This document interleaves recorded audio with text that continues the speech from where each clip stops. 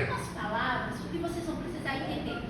Que algumas coisas vocês vão precisar contextualizar. A gente vai chamar de uma expansão.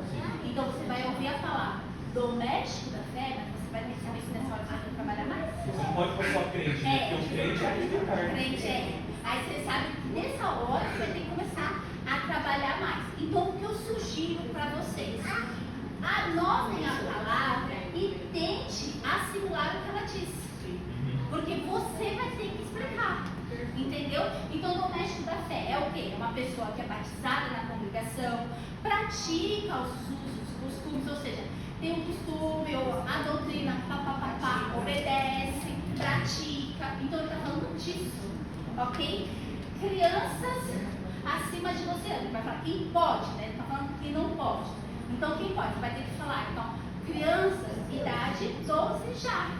Então, é isso que ele está falando. Já tem idade 12? Completa, você pode usar. Idade 12? Pode, livre. Ok? Ele está falando mais ou menos disso. Batizados, é claro. Tá? Eu não sei se mudou. Mas a pessoa que vai sair de fora pode tomar CC, não, né? De fora não. Então, batizados, você vai colocar batizados na congregação. Você sabe que agora tem um novo ponto, que quem vem de outra igreja não necessariamente por isso que eu fiz Mas se batizar. Proíbe, né? Os irmãos não proíbem tomar, mas a orientação. Ninguém pergunta, é batizado, não é? Não. A pessoa ajoelhou lá, tomou Santa Ceia, participou da mesa. Vai falar assim, doméstico da fé. Mas a pessoa se batizou em outra, tá? Tá frequentando ali a CBI, quer tomar Santa Ceia, aí é livre. É livre. É porque essa questão do batismo é conversado com o ministério antes, né? Para ver se é considerado ou não. Então, se ele já for considerado, automaticamente ele já foi caracterizado como doméstico da fé. Isso mesmo. Aí, ó, sempre contextualizando. E aqui vai ser o estudo seu, tá? Por isso que eu tô falando. Tome cuidado de sair perguntando qual é o sinal. Entendeu? Por exemplo, você pode ouvir essa palavra aqui indignamente e falar: qual o sinal que eu vou usar além disso? Entendeu? Vocês utilizam isso, o indigno, né? Mas alguém está falando assim: ó, nós não podemos tomar a Santa Ceia indignamente. Ou seja, ele está sugerindo agora quais as condições que você precisa ter para tomar. Ele está sugerindo isso, não está falando, ele não quer apontar o seu erro. Ele está falando assim: ó, você não está nesse erro. Então, ou seja, o que precisa ter? Comunhão com a igreja. Então, ó, com os irmãos unidos, né? Um coração puro, ou seja, o coração magoado, burro, não. Um coração limpo, leve, calmo. Também santidade. Em santidade, na presença de Deus. Então, comece a contextualizar essas situações. E, de novo, essa contextualização aqui é coisa de vocês, entendeu? Eu posso chegar aqui, sinal de indignação. Tá. Mas isso vai muito da compreensão. Até porque o irmão pode ir além disso. O irmão pode ir além disso. Tá? Então o irmão também pode puxar esse indignamente como, se você não está falando com os irmãos, se você foi para outra igreja. Lembra que os irmãos não coloquei aqui. Mas porque eu quis tomar o assunto da condição e não da falta de condição. Mas se a gente pensar na falta de condição, talvez seria a pessoa que foi para outras igrejas, que participou de grupos idólatras. Geralmente os irmãos falam isso. E toda essa sinalização é uma expansão. Tá? Então, o que eu sugiro para vocês? Façam uma grande lista. Tá? Vai lá no tópico 9 e lê qual é o tipo de idolatria, por exemplo. Que talvez impeça, né, irmãos?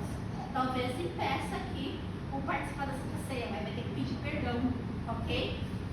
Depois vai ser falado na igreja, na hora da Santa Ceia, as condutas. Aqui chegar essa hora do pão, do vinho. Por isso que eu estou falando, gente, não trabalhe sem que ninguém mandou. Às vezes está lá, deixa eu fazer o pão, deixa eu fazer isso. E o irmão não disso, mas você quer fazer. Vai chegar a hora que ele vai falar abertamente sobre pão e sobre vinho. Ele vai falar, chegar, nessa hora que você vai falar, ó, sabe o pão? Você vai pegar um pedacinho, um só, pega um.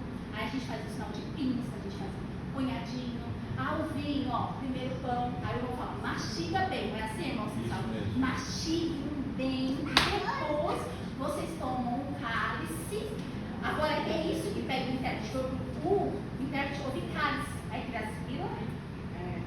Aí ele quer fazer isso. Aí o copo, cálice. Deixa confuso. Entendeu? Ele está falando a palavra cálice, ele está falando copo. Jesus está falando cálice, ele está falando copo. A mesa lá tem. Talvez trazer assim, né? Mas sem fazer a coisa. Isso. Então, não, mas eu estou falando assim, ao comer pão, mastigar o pão, você beba o cálice, Entendi. você beba o cálice eu falei, uma bolada só. Aqui não é prova de vinho. Ele fala bem isso.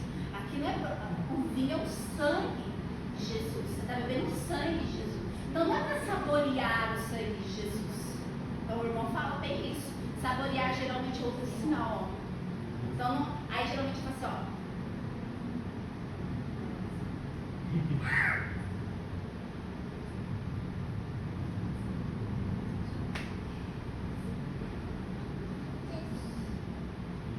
Entendeu? Então ele tá falando de saborear, de beber um pouquinho, não. Aí eu falei tudo isso pra sua irmã do lado, bem assim, ó. Xuxa. Ai meu Deus, irmã, ela chuchou o pão dele. Eu quase desmaiei da hora.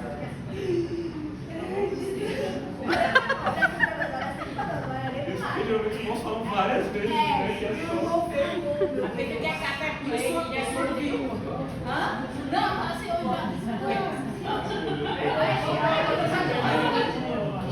vai descobrir tudo que a gente fez. Tá bom? Então, os irmãos falam da rodada. Então, o que você vai ter que observar? Chega um pouquinho mais cedo, dá uma olhada qual é a entrada, qual é a saída.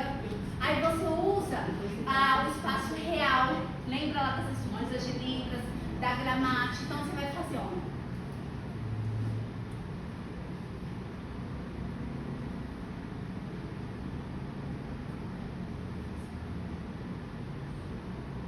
É espaço real, não quebra a cabeça. Aponta lado de entrada, lado de saída. Lado de entrada, lado de saída. Fila, fila, sempre mostrando quem é. Vai vindo pra frente, ok? Então os irmãos vão falar da rodada, os irmãos vão falar do pão e do vinho e outros assuntos. Vocês sabem que depois da oração ele faz para verdade, para a testemunhança, para irmãos que gostariam de pedir perdão para a irmandade. Mas antes a gente sugere que venham conversar conosco, porque às vezes não é uma coisa tão grave, não é, irmãos? Mas então não é uma coisa tão grave. Então você tem a liberdade de conversar com o ministério. Nessa hora, use espaço real, o ministério está sentado ali, ó.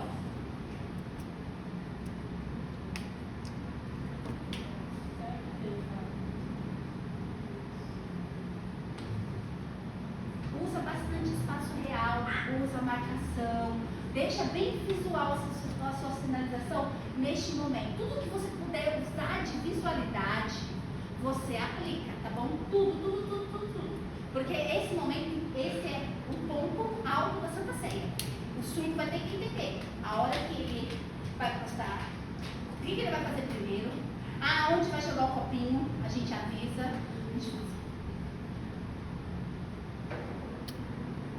Tem que ficar com o olho aberto na hora que for passar a bandeira. A gente faz todo o desenho, classificador. Também falamos disso, falamos de ficar com o olho aberto. Eu faço tudo isso porque você tem que sambar, se jogar no chão. Fica muito claro, né?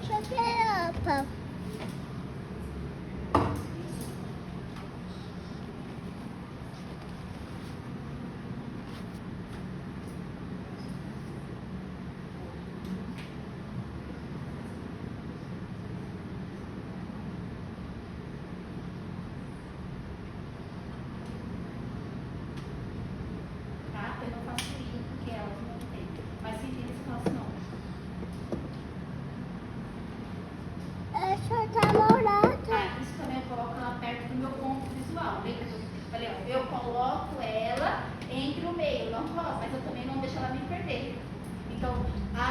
que é a organização da minha. Né? Vocês, por isso que eu tô falando, vai lá na igreja, vê como ela está montada, dá uma olhadinha. Porque muda, né? Isso. Muda. Já vê.